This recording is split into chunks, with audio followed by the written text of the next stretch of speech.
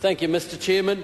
Well, that was the best indication of voodoo economics is on the way back, and the Labour Party are going to go round the next election. Their platform's going to be monetary policy, apparently. Their platform's not going to be tax cuts or affordability or cost of living or climate change or jobs. Their policy going round the traps is going to be monetary policy. So I'm looking forward to Mr Raymond Howell, Mr Shartery, etc. to get up around the traps and talk about monetary policy. Because, in fact, at every meeting we'll furnish our candidates and MPs with the monetary policy inquiry, which was started under the previous and completed under the previous government at the whim of Dr Cullen and his members on the FEC committee, 2 years ago? 2008, September 2008, I think it was reported to the House. Yeah, it was very interesting because the terms of reference in that bill, Mr Chair, the terms of reference in the bill, just replying to the previous member, actually were agreed to and formulated by myself and members on our side of the FEC and members of the previous administration. So, as the other two speakers have already spoken about and bringing this into the realms of monetary policy for some reason, Mr Chair. Order. Mr Chair. It was my error to allow the member a second call. And I regret that, but that does not mean anybody... Oh, look, Mr Quinn, can you just go outside for half an hour? Thank you, I'm on my feet. I mean it. That doesn't give anybody else the opportunity. We are on the insurance bill. Members will speak to that in the committee stage.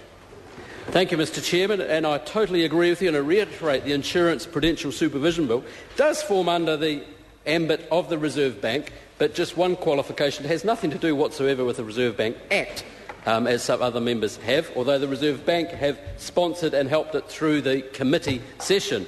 The committee, FEC committee, Mr Chair, and as we're in that committee, the whole House right now, it's appropriate that RB officials are in the chamber to assist the Minister where necessary and the committee of the whole House.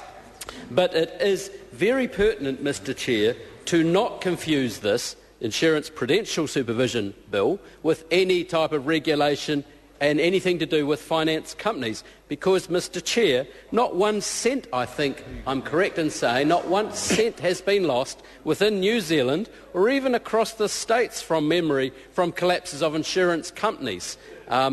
Attention has been given the need for this kind of supervision and some more generic approach to all things finance, but actually when other members, you're quite right, Mr Chair, bring into the realm of finance companies in Lower Hutt or something, has absolutely nothing to do with insurance. So I reiterate, I do not believe 1 cent has been lost by New Zealanders for their funds and insurance companies in New Zealand. So this is actually a prevention measure and quite a prudent, actually it's in the title there, prevention better than cure, Mr Chair.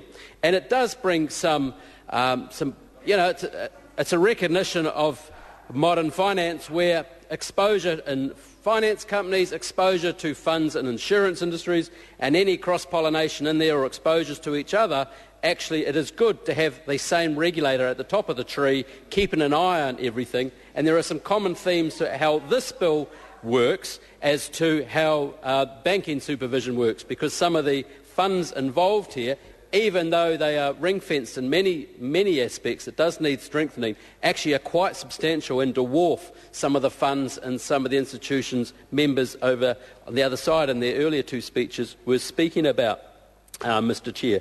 As tempting as it is, but I do note your comment earlier, Mr Chair, about sticking quite narrowly to the bill here, but, goodness gracious me, I look forward to further speeches, I suppose, to counter some of the comments made, but I agree with your ruling that the previous speaker was going... Well, basically, my assertion is they were totally wrong. It's their giving up of monetary policy and fiscal policy, etc., put it into one bucket and giving it to the RB, which is kind of what I heard, is very interesting indeed. But anyway, Mr Speaker, I think we had 57 odd submissions on this bill, and I do acknowledge the process and the officials that were involved and FEC. And in fact, I do realise the other side, I think the House are voting for this bill, and there was only one or two, once we got to the nitty-gritty, there was only 1 point of real interest or angst perhaps in the bill for one or two members on committee, and I do recall them speaking about it at the second reading. But overall, I think we got it on the 8th of the 12th, 2009, Mr Chair. Craig Foss. And on the 10th of Feb, I think, is when we closed submissions. We opened submissions on the 8th of December 2009. But the point is, it's the ongoing consultation. So there's your normal process of the bill coming into committee, ourselves opening up for submissions for the public, particularly those that haven't been involved in any process and pre-consultation or discussions with the Reserve Bank or whoever might be running the bill. If it was a tax bill, it would be IRD officials. And actually, there's parallel conversations going on. And it is correct process because the committee itself is totally informed on who's involved in those discussions and what material changes or policy changes or what strong debates or discussions or areas of disagreement there still are. So actually, efficiency in the public sector, if you like, Mr Chairman, took one great leap forward insofar as this bill is concerned, because it is quite substantive, as you can see, if you just look at some of the background documents to some of the organisations that were involved. And overall, there's really only one particular sector aren't as happy perhaps as the outcome, Mr Speaker, and that's the captive insurance industry, who, to their credit, made their case very, very strongly. But as I made the point, I think in committee, the control, as what was actually missing from some of those arguments, was the trying to quantify the risk to New Zealand and our reputation and our aspirations as a first world financial centre, if in fact we were included in the same group, if you like, as Cayman Islands, Jersey, Guernsey and various other places like that. And that would be a deliberate choice for New Zealand. On balance, I think I'm quite confident we made the right choice, Mr Chair. The committee made some quite good change. Well, all the changes were good, but some substantive changes, actually. Initially, we had quite interesting discussions and debate about what's insurance. Was it discretionary? You wouldn't believe how many organisations actually this suddenly picked up. And even if someone contributes to a fund or a trust or a friendship society, actually the key points were, did they have discretion on payout? Because there were some professional bodies included in that. And there was some Wellington organisations, the Britannia Friendship Society, I think, from memory. There was all sorts of interesting things came out, and there was organisations where members had put a few dollars in every week for their funeral cost to mature in 10, 20, 30 years, whatever it might be. And in fact, originally they were picked up by this bill. And so it's a good and a credit to committee process, credit to the RB and officials that actually they were carved out. And I think it was $1.5 million we carved out was the cap, wasn't it, or $3 million.